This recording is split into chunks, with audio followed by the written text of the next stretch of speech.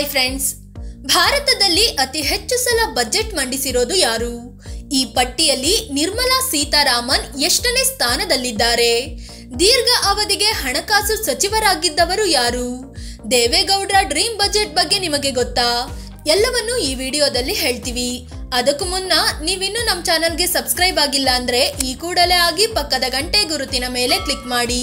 ಮೊರಾರ್ಜಿ ದೇಸಾಯಿ ಅತಿ ಹೆಚ್ಚು ಬಜೆಟ್ ಮಂಡಿಸಿದ ನಾಯಕರ ಪಟ್ಟಿಯಲ್ಲಿ ಮಾಜಿ ಪ್ರಧಾನಿ ಮೊರಾರ್ಜಿ ದೇಸಾಯಿ ಮೊದಲ ಸ್ಥಾನ ಪಡ್ಕೊಂಡಿದ್ದಾರೆ.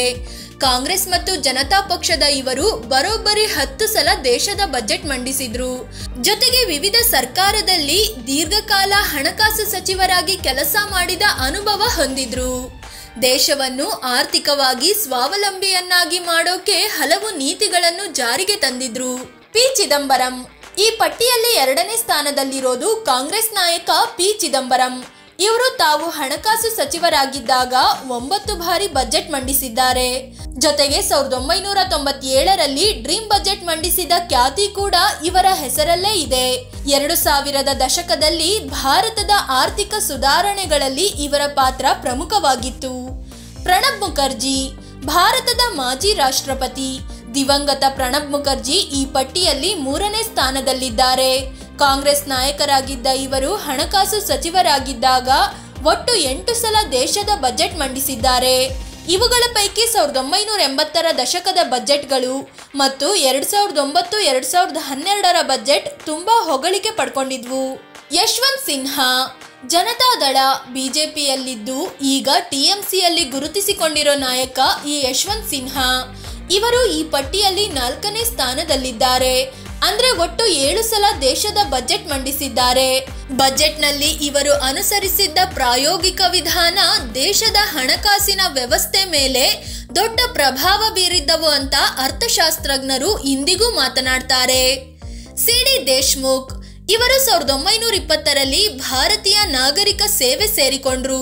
1943ರಲ್ಲಿ ಭಾರತದ ರಿಸರ್ವ್ ಬ್ಯಾಂಕ್ನ ಗವರ್ನರ್ ಆಗಿ 1949ರವರೆಗೆ ಕಾರ್ಯನಿರ್ವಹಿಸಿದ್ರು. ಇದಾದ ಬಳಿಕ 1950ರಲ್ಲಿ ನೆಹರು ಸರ್ಕಾರದಲ್ಲಿ ಹಣಕಾಸು ಸಚಿವರಾಗಿ ನೇಮಕವಾದ್ರು. 1956ರಲ್ಲಿ ರಾಜೀನಾಮೆ ನೀಡುವವರೆಗೆ ಇವರು 7 ಸಲ ಬಜೆಟ್ ಮಂಡಿಸಿದ್ರು. ಈ ಮೂಲಕ ಯಶವಂತ್ ಸಿನ್ಹಾ ಅವರಂತೆ 4ನೇ ಸ್ಥಾನ ಪಡ್ಕೊಂಡಿದ್ದಾರೆ. ಮನಮೋಹನ್ ಸಿಂಗ್ ಕಾಂಗ್ರೆಸ್ ನಾಯಕ. ಮಾಜಿ ಪ್ರಧಾನಿ ಮನಮೋಹನ್ ಸಿಂಗ್ ದೊಡ್ಡ ಅರ್ಥಶಾಸ್ತ್ರಜ್ಞರಾಗಿದ್ದಾರೆ. ಇವರು 6 ಸಲ ಬಜೆಟ್ ಮಂಡಿಸೋ ಮೂಲಕ ಈ ಪಟ್ಟಿಯಲ್ಲಿ 5ನೇ ಸ್ಥಾನ ಪಡ್ಕೊಂಡಿದ್ದಾರೆ. ಪಿ.ವಿ. ನರಸಿಂಹರಾವ್ ಪ್ರಧಾನಿಯಾಗಿದ್ದಾಗ 1991ರಲ್ಲಿ ಸಿಂಗ್ ಮಂಡಿಸಿದ ಬಜೆಟ್ ಭಾರತದ ಆರ್ಥಿಕತೆಯ ದಿಕ್ಕನ್ನೇ ಬದಲಿಸಿತು. ಯಾಕಂದ್ರೆ ಈ ಬಜೆಟ್ ಮೂಲಕ ಭಾರತದ ಆರ್ಥಿಕತೆಯನ್ನು ಉದಾರೀಕರಣಗೊಳಿಸಲಾಗಿತ್ತು. ನಿರ್ಮಲಾ ಸೀತಾರಾಮನ್ ಬಿಜೆಪಿ ನಾಯಕಿ. ಹಾಲಿ ಹಣಕಾಸು ಸಚಿವೆಯಾಗಿರೋ ನಿರ್ಮಲಾ ಸೀತಾರಾಮನ್ ಕೂಡ 6 ಸಲ ಬಜೆಟ್ ಮಂಡಿಸಿದ್ದಾರೆ. ಈ ಮೂಲಕ ಮನಮೋಹನ್ ಸಿಂಗ್ ಅವರಂತೆ ಹೆಚ್ಚು ಬಜೆಟ್ ಮಂಡಿಸಿದವರ ಲಿಸ್ಟ್ನಲ್ಲಿ 5ನೇ ಸ್ಥಾನ ಪಡ್ಕೊಂಡಿದ್ದಾರೆ. ಜೊತೆಗೆ ಇವರು ಸರ್ಕಾರವೊಂದರಲ್ಲಿ ಪೂರ್ಣ ಅವಧಿಗೆ ಹಣಕಾಸು ಮಂತ್ರಿಯಾಗಿದ್ದ ಏಕೈಕ ಮಹಿಳೆಯಾಗಿದ್ದಾರೆ. ವೈ.ಬಿ. ಚೌಹಾಣ್ 1971ರಲ್ಲಿ ಅಂದ್ರೆ ಭಾರತ ಪಾಕಿಸ್ತಾನ ಯುದ್ಧದ ಸಂದರ್ಭದಲ್ಲಿ ಹಣಕಾಸು ಸಚಿವರಾಗಿದ್ದ ಕಾಂಗ್ರೆಸ್ ನಾಯಕ ಈ ವೈ.ಬಿ. ಚೌಹಾಣ್. ಇವರು ಒಟ್ಟು 5 ಸಲ ದೇಶದ ಬಜೆಟ್ ಮಂಡಿಸಿದ್ದಾರೆ. ಈ ಮೂಲಕ ಈ ಪಟ್ಟಿಯಲ್ಲಿ 6ನೇ ಸ್ಥಾನದಲ್ಲಿದ್ದಾರೆ. ಅರುಣ್ ಜೇಟ್ಲಿ ಬಿಜೆಪಿ ನಾಯಕ ಅರುಣ್ ಜೇಟ್ಲಿ ಮೋದಿ ಸರ್ಕಾರದ ಮೊದಲ ಅವಧಿಯಲ್ಲಿ ಹಣಕಾಸು ಸಚಿವರಾಗಿದ್ರು. ಇವರು 5 ಸಲ ಬಜೆಟ್ ಮಂಡಿಸೋ ಮೂಲಕ 6ನೇ ಸ್ಥಾನ ಪಡ್ಕೊಂಡಿದ್ದಾರೆ. ಜಿಎಸ್ಟಿ, ನೋಟು ನಿಷೇಧ, ರೈಲ್ವೆ ಮತ್ತು ಸಾಮಾನ್ಯ ಬಜೆಟ್ ಮರ್ಜ್ ಆಗಿದ್ದು ಇವರ ಅವಧಿಯಲ್ಲೇ ಅನ್ನೋದು ವಿಶೇಷವಾಗಿದೆ. ದೇವೇಗೌಡರ ಡ್ರೀಮ್ ಬಜೆಟ್ ಬಗ್ಗೆ ಗೊತ್ತಾ? ಈವರೆಗೆ ಕರ್ನಾಟಕದಿಂದ ಯಾರೂ ಕೇಂದ್ರದಲ್ಲಿ ಹಣಕಾಸು ಸಚಿವರಾಗಿಲ್ಲ. ಆದ್ರೆ ಬಜೆಟ್ ವಿಷಯ ಬಂದಾಗೆಲ್ಲ ಡ್ರೀಮ್ ಬಜೆಟ್ ಬಗ್ಗೆ ಕೂಡ ಮಾತುಗಳು ಕೇಳಿ ಬರುತ್ತವೆ. ಆ ಡ್ರೀಮ್ ಬಜೆಟ್ಗೂ ರಾಜ್ಯಕ್ಕೂ ಲಿಂಕ್ ಇದೆ. ಅದೇ ದೇವೇಗೌಡರು. Yes, H. ದೇವೇಗೌಡರು ಪ್ರಧಾನಿಯಾಗಿದ್ದಾಗ 1997ರಲ್ಲಿ ಡ್ರೀಮ್ ಬಜೆಟ್ ಮಂಡಿಸಲಾಗಿತ್ತು. ಯುನೈಟೆಡ್ ಫ್ರಂಟ್ ಸರ್ಕಾರದಲ್ಲಿ ಹಣಕಾಸು ಸಚಿವರಾಗಿದ್ದ ಪಿ ಚಿದಂಬರಂ ಈ ಬಜೆಟ್ ಮಂಡಿಸಿದ್ರು.